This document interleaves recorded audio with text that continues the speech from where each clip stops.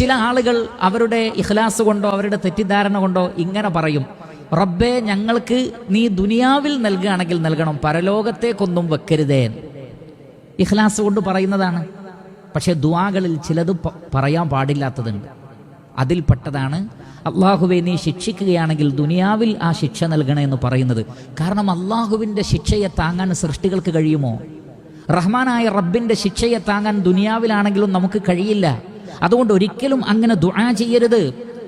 അനസ് റളിയല്ലാഹു അൻഹു പറയുകയാണ്, നബി സല്ലല്ലാഹു അലൈഹി വസല്ലം ഒരു സഹാബിയെ കാണാൻ പോയി, രോഗിയാണെന്നറിഞ്ഞപ്പോൾ. ഖദ് സാറ മിസ്ലൽ ഫർഖി, ഒരു മാംസം കഷ്ണം പോലെ ആയിട്ടുണ്ട് അദ്ദേഹം. ശിക്ഷയുടെ അതല്ലെങ്കിൽ രോഗത്തിൻ്റെ കാഠിന്യം കൊണ്ട് ഒരു മാംസകഷ്ണം പോലെ, ജനിച്ചു വീണ പക്ഷിക്കുഞ്ഞിനെ പോലെ. ഫർഖ് എന്ന വേർഡിൻ്റെ അർത്ഥം അതാണ്, ജനിച്ചു വീണ പക്ഷിക്കുഞ്ഞിനെ പോലെയുണ്ട്. നബി സല്ലല്ലാഹു അലൈഹി വസല്ലം അദ്ദേഹത്തോട് ചോദിച്ച ആദ്യത്തെ ചോദ്യം എന്തായിരുന്നു, കഴിച്ചത് എന്നോ അതല്ലെങ്കിൽ എങ്ങനെയാണ് ഈ രോഗം വന്നത്, അതൊന്നുമല്ല. അള്ളാഹുവിൻ്റെ റസൂൽ ചോദിച്ച ചോദ്യം ഹൽ തദുഉല്ലാഹ ബിശൈഇൻ ഔ തസ്അലഹു ഇയ്യാ, അള്ളാഹുവിനോട് എന്തെങ്കിലും ദുആ ചെയ്തിരുന്നോ എന്നാണ്. പ്രാർത്ഥിച്ചതിൽ തെറ്റിയതാണ് ഈ സംഭവം. നബി സല്ലല്ലാഹു അലൈഹി വസല്ലം ചോദിച്ചത് ദുആയിൽ എന്തെങ്കിലും അബദ്ധം സംഭവിച്ചോ, അല്ലെങ്കിൽ എന്തെങ്കിലും ചോദിച്ചിരുന്നോ റബ്ബിനോട്? അദ്ദേഹം പറഞ്ഞു നഅം, അതെ ഞാനൊരു ദുആ നടത്തിയിരുന്നു, അതിനുശേഷമാണ് ഇങ്ങനെ ആയത്. എന്താ ദുആ?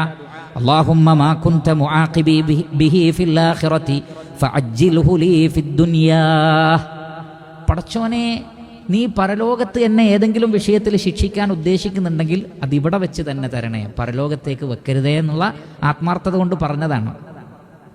ഫഖാല റസൂലുള്ളാഹി സ്വല്ലല്ലാഹി അലൈഹി വസല്ലം സുബ്ഹാനല്ലാഹ്, അള്ളാഹുവിൻ്റെ റസൂൽ അള്ളാഹുവിൻ്റെ പരിശുദ്ധിയെ വാഴ്ത്തി അത്ഭുതപ്പെട്ടുകൊണ്ട് സുബ്ഹാനല്ലാഹ് ലാ തുതീഖു, താങ്കൾക്കത് കഴിയില്ല.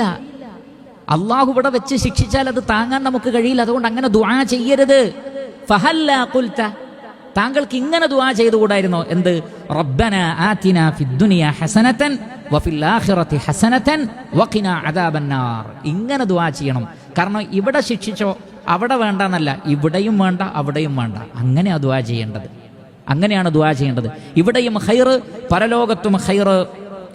അങ്ങനെ ഫദ അല്ലാഹ്, നബി സല്ലല്ലാഹു അലൈഹി വസല്ലം ആ വ്യക്തിക്ക് വേണ്ടി അള്ളാഹുവിനോട് ദുആ ചെയ്തു. ഫശഫാ, അള്ളാഹു അദ്ദേഹത്തിന് ശിഫ നൽകി. നബി സല്ലല്ലാഹു അലൈഹി വസല്ലം പിന്നീട് അള്ളാഹുവിനോട് ദുആ ചെയ്ത് അദ്ദേഹത്തിന് ശിഫ ലഭിച്ചു.